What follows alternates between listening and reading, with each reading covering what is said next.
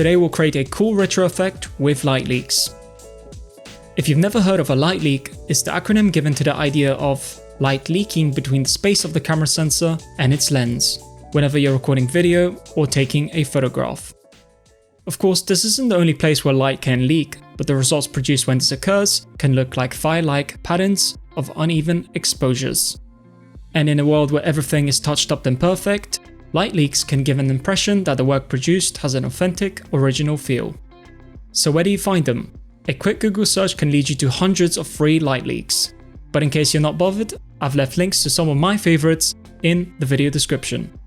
Once you're inside of Photoshop, all you need to do is drag a light leak of your choice on top of your image, resize it to your needs with Ctrl+T, and then set the blending mode to screen.